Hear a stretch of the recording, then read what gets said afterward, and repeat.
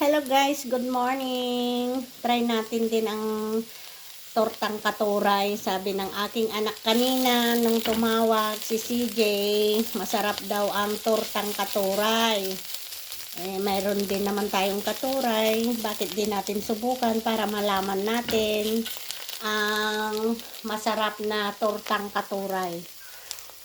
Yan, gisa muna konti ng sibuyas na puti. Lagyan natin ng asin, magic sarap, saka konting paminta para mabango ang ating tortang katuray. Saka natin lagyan ng itlog.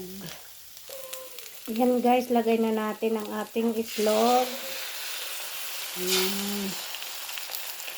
Ito natin ang ating katuray.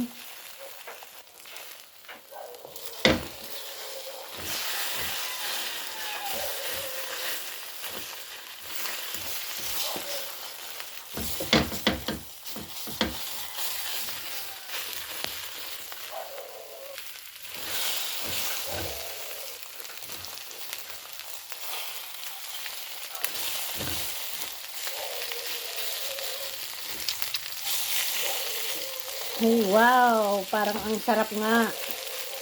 Ang katuray. Ayan guys, luto ng ating katuray. Tikman natin ang tortang katuray.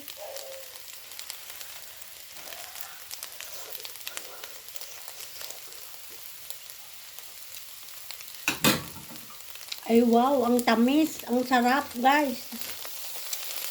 Masarap din pala. Try nyo.